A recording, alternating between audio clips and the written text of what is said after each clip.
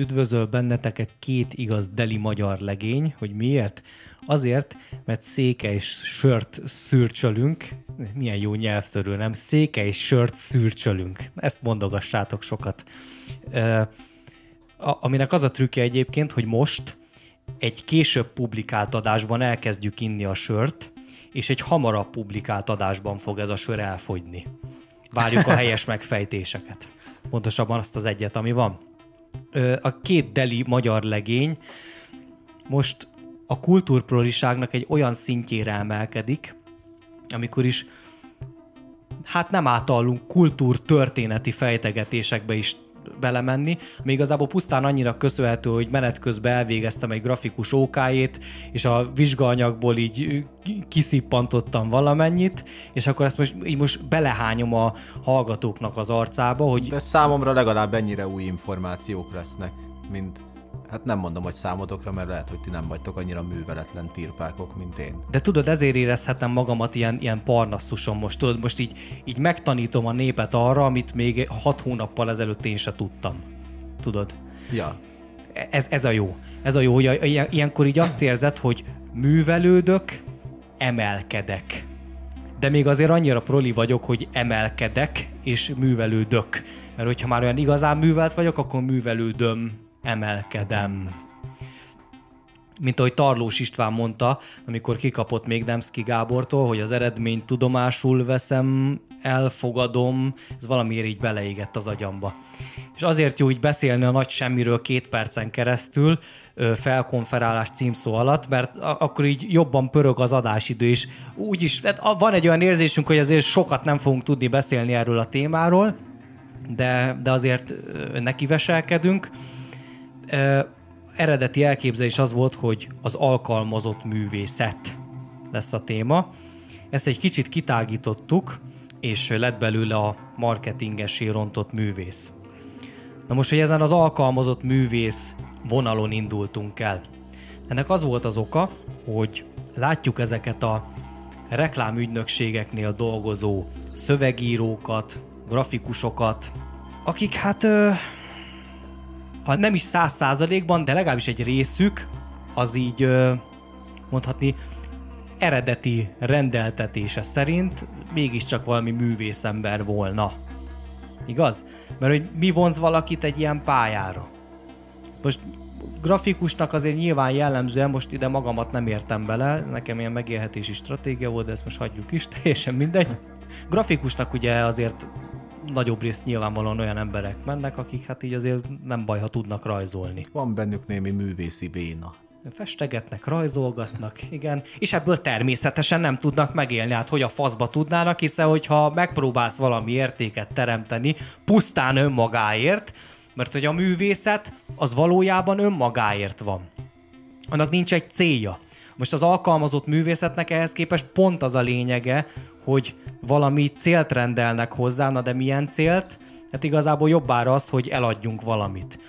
Most persze az alkalmazott művészetnek a kategóriájába beletartozik, mit tudom én, a formatervezésen keresztül a lakberendezésig nagyon sok lófasz, tehát ez is egy olyan dolog, aminek mi alapvetően csak egy szeletével fogunk foglalkozni, ezért találóbb beszélni a marketingessé zűlesztett művészről. Tehát, hogy ugye itt van a hősünk, aki grafikus, ő szeret festeni, szeret rajzolni, hát akkor, hogyha ebből nem tud megélni, akkor miért ne tervezzen bannereket az OTP-nek, meg plakátokat, mit tudom én, a Tomi mosópornak, érted? Miért ne? Hát ezért pénzt fog kapni, és végre az ő művészi energiái, vagy inkább úgy mondom az ő alkotó energiái valami értelmes célnak a szolgálatába állítódnak. Nem csak ez a önmagáért való, és hát kinek tetsző, kinek nem tetsző, ki tudja, hogy mennyire eladható művészetnek a jegyében égeti el ezeket az energiáit, hanem 8 órában egy reklámügynökségnél, ugye? Megint itt van valaki, aki mondjuk meg 17 éves korában novellákat írogatott még, meg verseket, hát most mire betöltötte a 22-t, már ott ül egy reklámügynökségnél, és azt írja, hogy pörög rá az új citromos ízre. És akkor hát ilyen formán hasznosulnak az ő alkotó energiái. Na most szerintem mind a kettőnk nevében kimondhatom, hogy ez egy szörnyű megrontás. Igen, de azért azt is tegyük hozzá, hogy szerintem nem feltétlenül csak olyan emberek végeznek ilyen munkát, akikben kamaszként megvolt a művészé válás iránti vágy.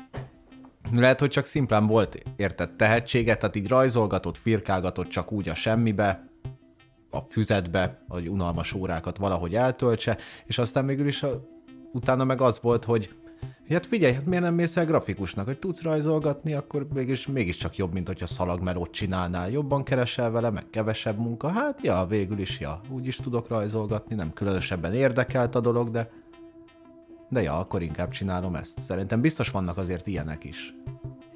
Bizonyára, viszont az ő esetükben is elgondolkodtató, hogy vajon, hogyha ezek az energiák nem csatornázódtak volna be ideje korán így a marketingnek a gépezetébe, akkor idővel nem váltak-e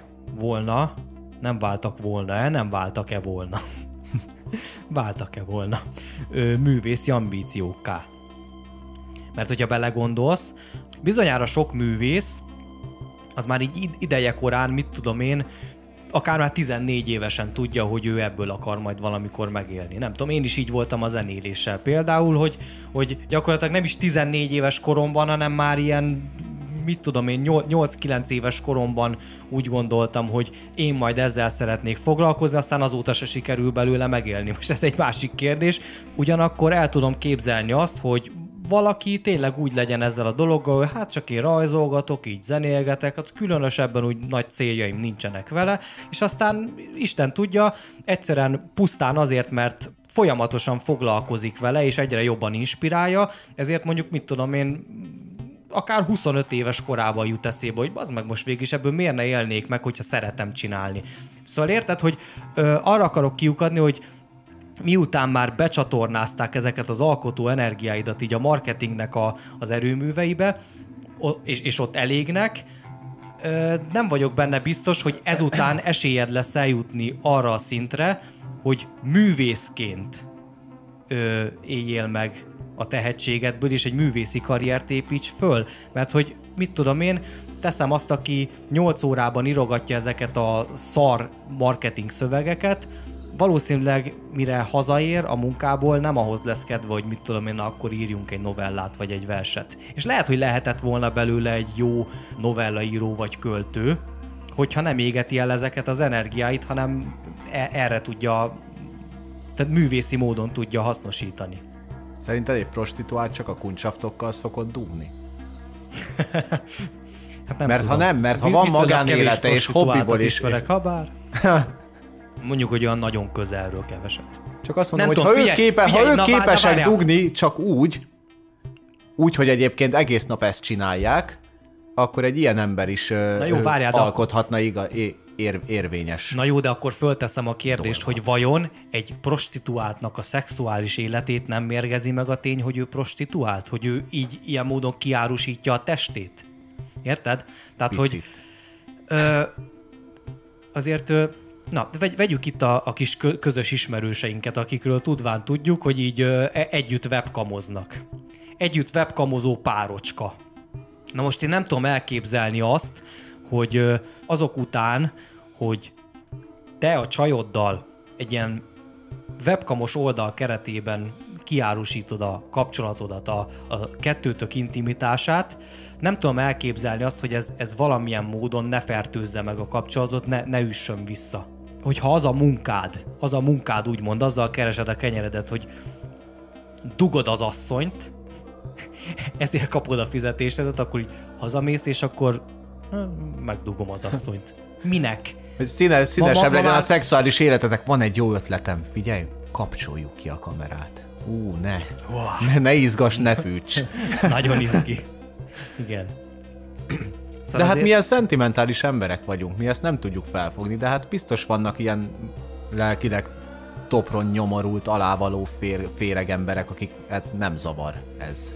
De nézd, még azt sem mondom, hogy nem lehetséges az, hogy valaki, mit tudom én, napi 8 órát a Tomi mosópornak a szaros hirdetéseit rakja össze egy reklámügynökségnél, és utána hazamegy, és mondjuk fest egy kurva jót. nem mondom, hogy ez így lehetetlen, hogy ezt így nem tudom elképzelni. Nyilván el tudom képzelni, csak azt mondom, hogy átlagon felüli elhivatottság kell ahhoz, hogy még ezután is fordítsa erre energiát. Szerintem ez és azt gondolom, hogy amúgy egy csomó energia viszont egyszerűen elég ellobban ebben. A reklámügynökségek krematóriumaiban. De szerintem egyébként nagyjából annyi energia, mint amennyi energia egy teljesen más jellegű melóval elszáll. Hát ez is jogos lehet.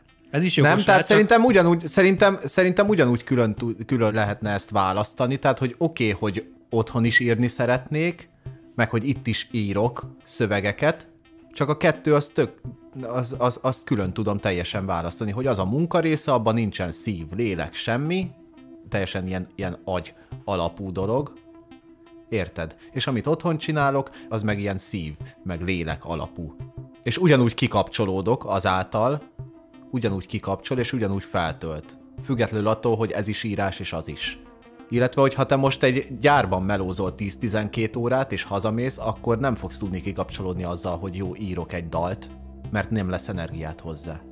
Úgyhogy mindenki, aki művész akar lenni, annak azt tanácsoljuk, hogy inkább kéregessen az utcán, mint hogy elmenjen dolgozni, mert rossz felé visz. Hát igen, lehet, hogy én túl érzelmi alapon közelítem meg a dolgot, mert nekem ez az ilyen kis életstratégiám, hogy kitanultam ezt a grafikus szakmát, ez is abban áll igazából, hogy hozzám, ami igazán közel, az én szívemhez igazán közel áll, az a zene, meg az írás. És ezzel a kettővel úgy vagyok. Ugye? Igen, de most komolyan. Szentírás, ja. De egyébként de ez mind a kettő szent számomra, tehát ilyen szempontból szent írás és szent zene. Igen. Szóval ezekkel kapcsolatban egyszerűen azt érzem, hogy ezeket ilyen puszta anyagi megfontolásokból tényleg ilyen pénzkereseti forrássá zülleszteni, hogy úgy írjak zenét, hogy ebből pénz legyen, és hogy célzottan azért, hogy ebből majd pénz lesz, hogy úgy írjak bármit. Mondjuk, hogy mit tudom én ilyen... Nem is az, hogy megrendelésre. Megrendelésre, igen, és hogy mit tudom én, hát az arról meg ne is beszéljünk, hogy mondjuk újságíróként ilyen bértolnokká aljasodni, tudod, és ilyen ocsmányságokat írni. Menni 120 000 forintért a lokálba? Ja igen, na, hát ez egy nagyszerű hír, igen. Szóval ezt így volt szerencsénk megtudni, hogy a lokál magazin, vagy mi ez? Mit tudom én, ingyen osztogatós lófasz. Pamflé. lokál bulvár újságnak a zseniális zsurnalisztái. De mégis mennyi az annyi, amennyiért adják-veszik az ő lelküket? Hát ez egy ilyen nettó 130 000 forint havonta. Tehát azért ezt, amikor megtudtam, hát arcomra fagyott az a bármilyen kifejezés, ami éppen rajta volt. Szóval, érted? Hogy azt gondolod, hogy ha idáig aljasodsz, hogy egy ilyen mocsokban részt igen, de ott van az, hogy de legalább akkor, megfizetnek. Igen, lehet ez a hozzáállás. Igen, tehát hogy a korruptság az egy dolog, csak hogy bazd meg annyira korruptnak lenni, hogy 130 000 forint, hogy ennyire olcsón, érted? Most komolyan mondom, bazd meg, tehát hogyha azt mondják, érted, hogy itt fizetnek, bazd meg, mit tudom én, hát legalább egy 300-400 000 forintot havonta. Akkor is azt mondom, hogy aljadék ez a tevékenység, és aljadék az az ember, aki ebben részt vesz, de könyörgöm, akkor legalább, mit tudom én, tehát aki mondjuk 400 000 forintért csinálja ezt, az kevésbé korrupt geci, mint aki 130-ért csinálja. Most hiába az első, az többet akaszt le, tehát így gondolhatnád azt is, hogy ő a korruptabb geci, mert ő többet tesz zsebre, de hát pontosan ez az, hogy igazából annak a nagyobb pénznek, annak már akkora vonzereje van, hogy érted, minél nagyobb pénzről beszélünk, annál nehezebb neki ellenállni. És aki még 130 000 forintnak se tud bazd meg ellenállni, és azért is leírja a mocskot, hogy nagyszerű, ez azt hiszem a lokálban volt, hogy Európai Unió be akarja tiltani a lángost. Hát már ebbe is bele akarnak szólni! De ez milyenek volt bármi alapja? Nem hiszem. Hát azóta se került elő még egyszer a téma, úgyhogy nem. Szerintem csak így, mit tudom, valamit gyorsan ki kellett találni, mert már így Holnapra van valami híred? Hát nem igazán. Várjál. Na mit tiltson be az Unió? De megennék egy lángost. Nagyszerű, Sanyika, nagyszerű, a lángos. Be akarják tiltani a lángost. Ja, szóval 130-ért adják, veszik. Nagyszerű. Hát, igen. Alacsonyan jegyzik a lélek árfolyamát. Hát nekik pár ezer évvel tovább tart az út. Igen. De igen, a kibaszott reklámügynökségeknél azért általában legalább úgy, ahogy jól keresnek. Meg hát, kényelmes meló, nem? Hát, kényelmes meló, nem tudom, igazából ilyen gyakornokként fordultam meg ilyen reklámügynökségnél egyébként. Nagyon, de persze nem azt mondom, hogy ilyen rabszolgameló, de hát azért munkagépnek kell lenned, na. Ahhoz képest tudod, hogy ezt nevezik ilyen kreatív szakmának, ahhoz képest én azt tapasztaltam, hogy azért kreativitás az nem sok kell hozzá a nagy részéhez. De nyilván van egy része, ahol kreatívkodhatsz, meg mit tudom én, tehát hogyha mondjuk így valaki éppenséggel az ügynökséggel akarja, mit tudom én, a weboldalát, logóját, stb. Megterveztetni, persze ott kreatívkodhatsz, de hogyha mondjuk összeraksz ilyen hirdetéseket, ott általában azért kapsz egy ilyen szigorú leírást, hogy így kell kinézni. Gyakran még az is le van írva, bazd meg, hogy így konkrétan. Tehát nekem volt olyan hirdetés a kezem alatt, ilyen L'Orealos, ahol így az le volt írva, baszki, hogy kell lennie rajta egy ilyen fehér csíknak, és az a fehér csík egész pontosan hol helyezkedjen el az A4-es oldalon, és egész pontosan milyen vastag legyen, és stb. Érted? Tehát, hogy ilyen kreatív leírások. Tehát kreatív, na, érted? Hát egy bizonyos szintig. Ja, hát persze így akkor most akár ellent is mondhattam magamnak, hogy nem sok kreatív energiádat égeted el a marketingben, de akkor is meg egyébként. Ja, mondom, tehát, hogy én azért lehet, hogy túlzottan érzelmi alapon közelítem ezt meg, mert hogy én igazából úgy voltam vele, hogy én se a zenét, se az írást így puszta kenyérkeresésre nem volnék képes felhasználni. Én azt érezem, hogy ezzel megrontanék valami szentséget az életemben, amit így kurvára nem vagyok hajlandó meglépni.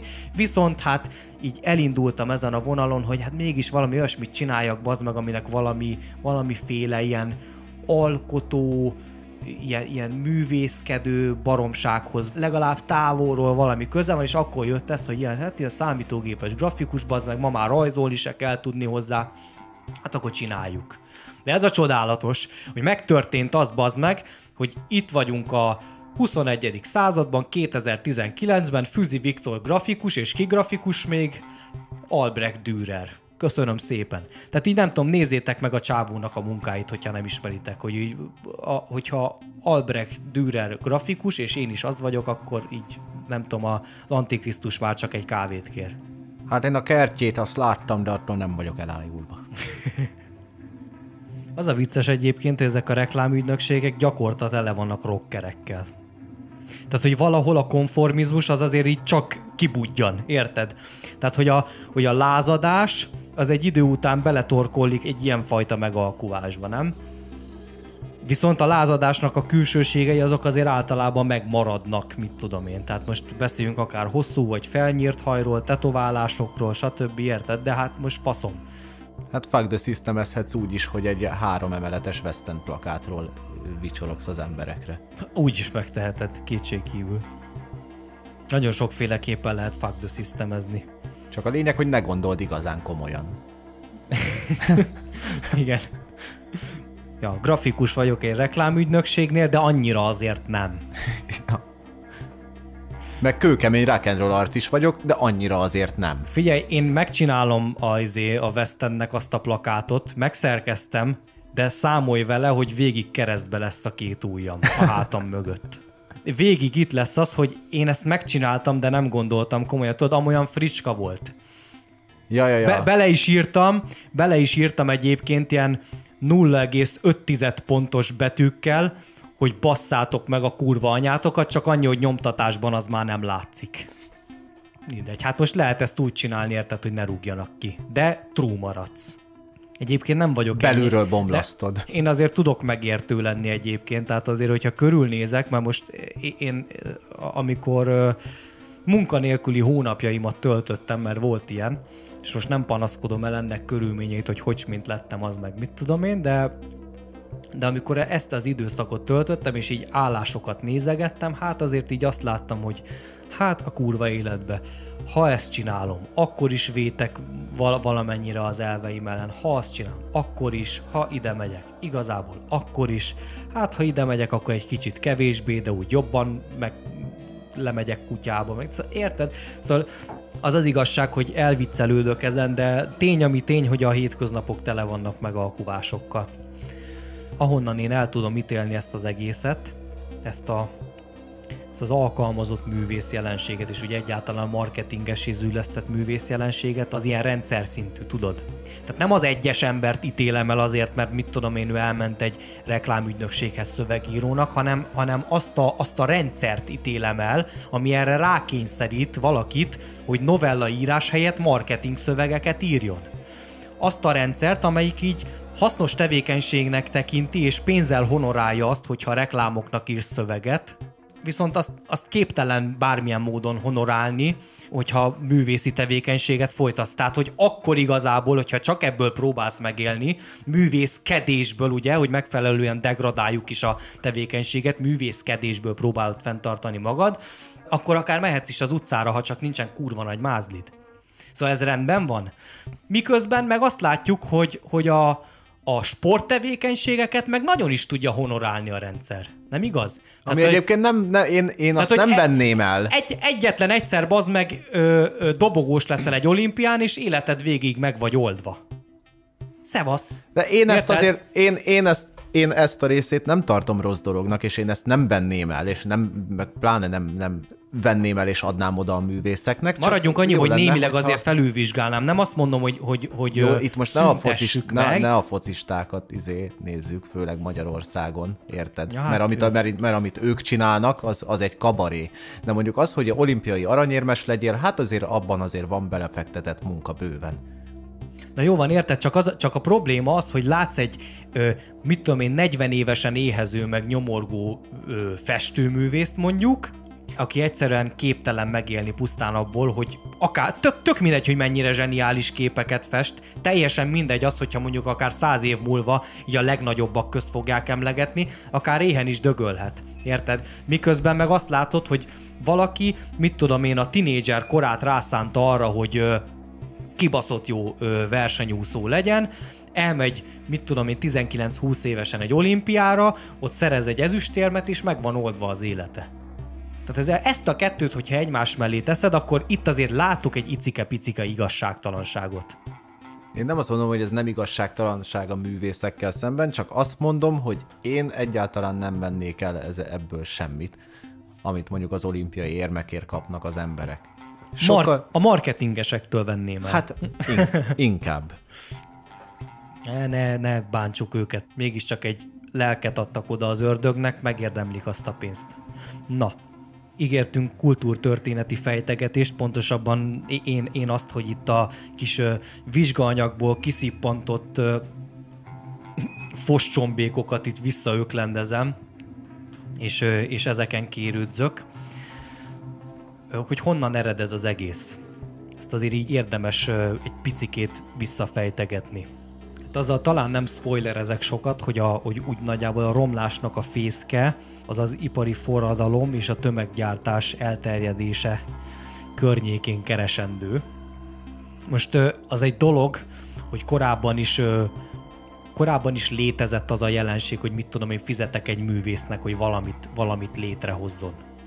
Ez korábban is létezett, de ez a marketingessé züllés, ez a kereskedelmi célú művészet felhasználás onnantól kezdve bontogatta ki szárnyait a tömeggyártásra. A szecessziónak volt egy olyan válasza, hogy hát ez a tömeggyártás, ez egy lélektelen valami, ilyen uniformizált, értéktelen termékeket hoz létre, amiknek csak a puszta funkcionalitása van, esztétikai, művészi értéket nem képviselnek, és erre a szecesszió azt mondta, tulajdonképpen egy ilyen vissza a gyökerekhez felkiáltás volt, hogy hozzunk létre továbbra is művészi igényű, használati tárgyakat. Na most persze a szecessziónak nyilván volt más vonatkozása is, volt szecessziós festészet, meg mit tudom én, de például a plakátművészete a szecessziónak az meg már így kötődik ehhez a marketing tevékenységhez. Tehát ott nyilvánvalóan ez még egy ilyen nagyon ártalmatlan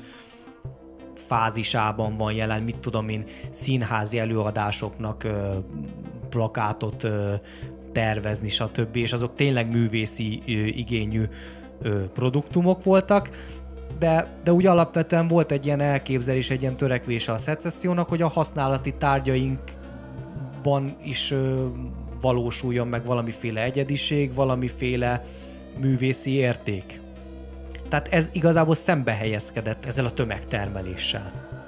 A Bauhausnál meg már azt látjuk, hogy ott már inkább a körülményekhez való alkalmazkodás történik. A Bauhaus az igazából már arról gondolkodik, hogy hol van a helye ebben a megújult világban a művésznek.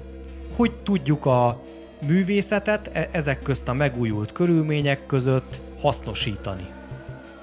És tulajdonképpen ez már így egyenes ágon vezet el a reklámügynökségeknek a világához. Te nagyon jól tudsz festeni. Ó, milyen jó reklámplakátokat tervezni, látod? Megvan a helyed, érted? Lehetsz művész. Meg is fizetnek érte.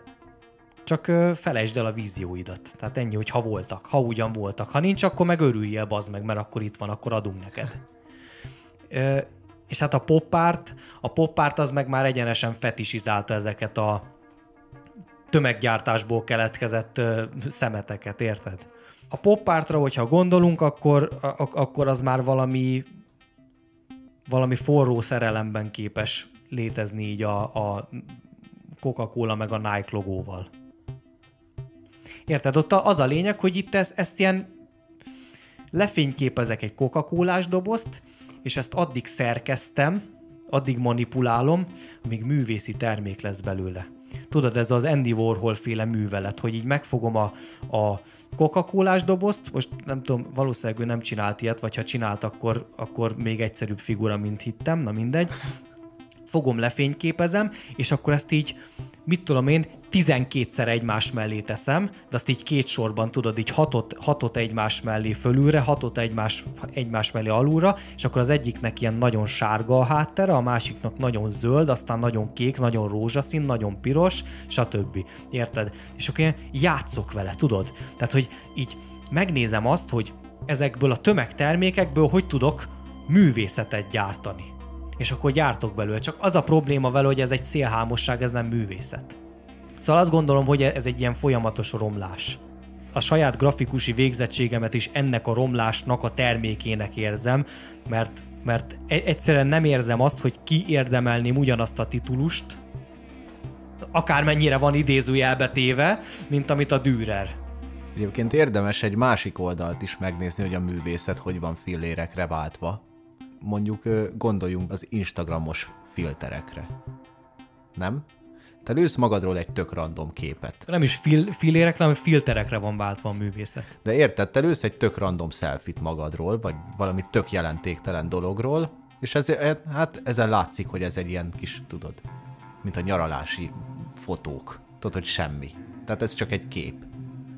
De az Instagram már egyből felajánlja neked, érted? Hát legyen fekete-fehér, meg legyen ilyen kékes árnyalat, meg legyen egy kis csillagás, egy kicsit húz be a sarkaiból, vegyük le, azok legyenek sötétek, nem? És akkor hirtelen te már művésznek érzed magad. Meg hirtelen ezt már művészetnek érzed, amit csinálsz. Hát ez nem is a reggelim, ez már művészet.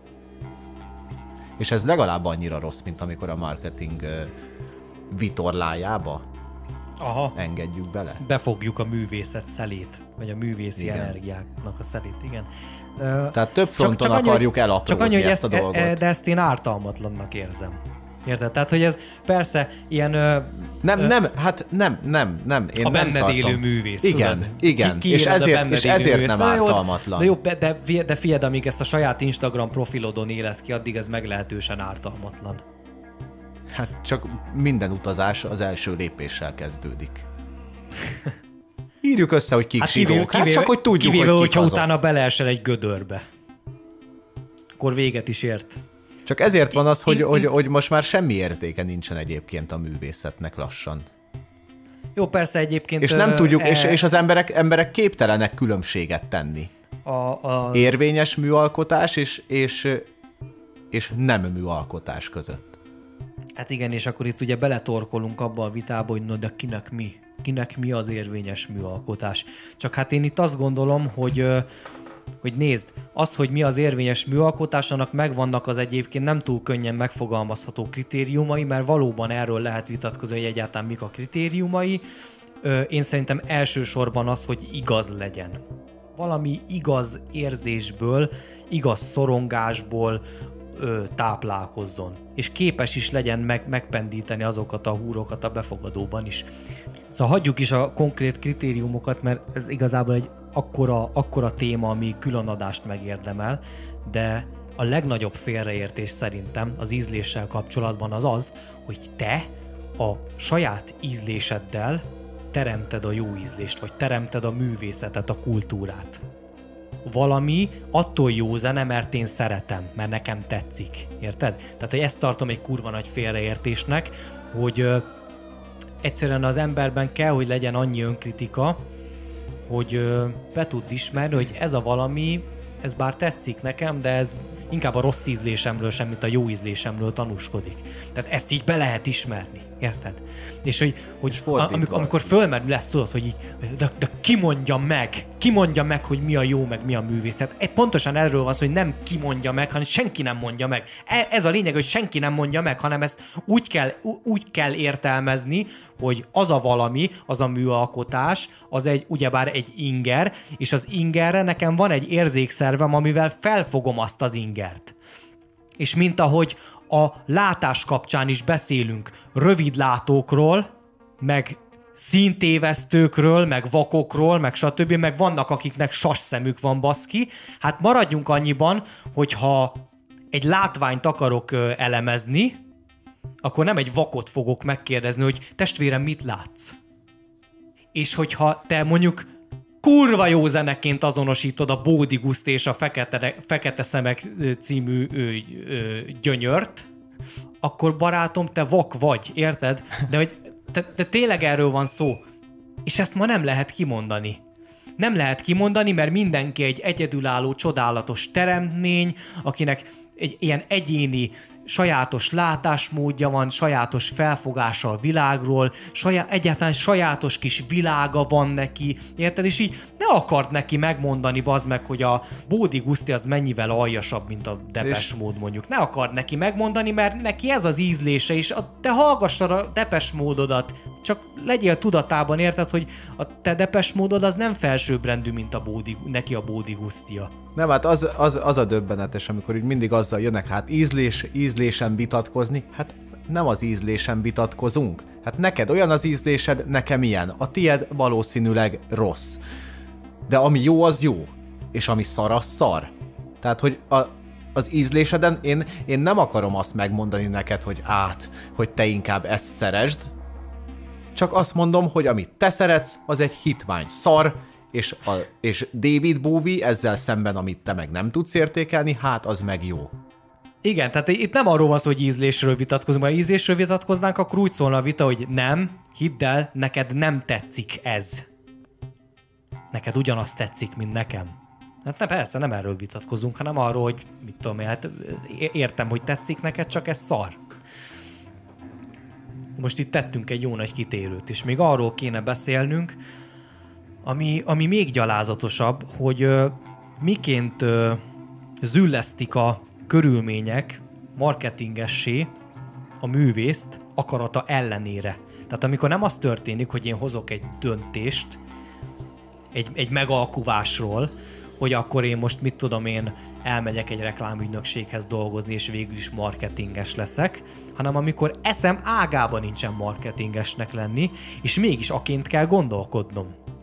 Megint csak személyes példát tudok hozni. Éppen mostanság készültem el az első szólólemezemmel, és hát ugye itt a probléma, adott a probléma, hogy hát ezt valahogy el kéne adni. Na ez az, amihez a faszomnak sincs kedve. Érted? Tudod, ezek a kis stratégiák, hogy na de hát neked nem elég művészként gondolkodnod. Nem elég. Nem elég valamit létrehoznod, ezt el is kell adni. Jó, persze mondhatnánk azt, hogy de hát nem kell eladni, senki nem kényszerít rá. Csak itt nem is az eladásról van szó, hanem arról, hogy, és ez nyilvánvalóan az egómnak fontos, ezt nem is kérdőjelezem meg, de hogyha már így megcsináltam, akkor szeretném az embereknek megmutatni, és hogyha már megmutatom az embereknek, akkor lehetőleg, mit tudom én, kicsit több embernek, mint az anyukám, meg a csajom, meg a tesóm, meg te. Érted? Én például képtelen vagyok úgy tekinteni a zenémre, vagy bármire egyáltalán, amit csinálok, hogy ez olyasmi, aminek szolgálnia kell az én megélhetésemet, és ezért is tudok kurva szarul marketing kommunikálni. Mert valójában nem ez a cél. Én csak szeretném megmutatni. És amúgy szerintem sokan vannak ezzel így rajtam kívül, hogy nem a személyes megélhetés miatt fontos, hanem egyszerűen van egy ilyen késztetés, hogy meg szeretném mutatni. Ebből természetes módon egyáltalán nem következne az, hogy marketingessé kéne válni, viszont jelen viszonyok között bizony sajnos ez elengedhetetlen. És szerintem borzasztó az a logika, amit ennek mentén el lehet sajátítani. Most ez egy dolog, hogy mint adod el a lemezedet. De hogyha elsajátítod ezt a logikát, hogy először is megpróbálom kitalálni azt, hogy egy kiadó az mit akar tőlem hallani, hogy érdekelté tegyem őt a lemezemnek a kiadásával. Egyáltalán meghallgassa a zenét. Egyáltalán meghallgassa, igen. Szóval, hogyha ebbe a logikába túlzottan bevonod magad, és túlzottan elsajátítod ezt, és észre se veszed, és integrálod ezt a fajta gondolkodást, akkor attól tartok, hogy a harmadik lemezednél már azon fogsz gondolkodni, hogy mit akarnak tőlem hallani a rajongók. És ez meg aztán végképp a romlás útja. Igazából tudod, mi az, amire téged megtanít a marketing, a marketinges logika művészként? Lájkokért alkotni. Tehát valójában ez a vége a dolognak, hogyha ezt a logikát így művészként elsajátítod. Mert ahogy igazából egy reklámügynökségnek miről szól a tevékenysége? Igazából arról, hogy próbáljuk kitalálni, hogy a fogyasztókra mi fog hatást gyakorolni. Annyira kurvára romlott és undorító kifejezésnek tartom ezt a fogyasztót egyébként. Én ettől rosszul vagyok, nem tudom te hogy vagy vele, de hogy így érted, hogy ahol egy normális ember embereket lát, ott a marketinges fogyasztókat lát. Ez már magában egy megrontás. Szerintem meg bizonyos táblatból nem lehet embereket látni. Valamivel mindenképpen meg kell nevezned. De nézd, igazából nem gondolom, hogy a fogyasztó az egy nagyobb távlat lenne. Tehát nagyobb távlat az, hogyha azt mondom, hogy tömeg. Érted? Vagy társadalom. Hogyha fogyasztóként tekintesz az emberekre, az már nagyobb távlat. Hogyha így érted, beszállsz egy liftben, akkor látsz magad körül 2-3 embert. De hogyha azt nézed, fentről mondjuk, leszeded a tetejét a plázának, mint egy babaháznak, leveszed a tetejét, és föntről akkor már csak fogyasztókat fogsz látni. Akkor vagy nevezheted droidokat, tök mindegy, érted? Egyébként meg, hát mennyire igaz. Hát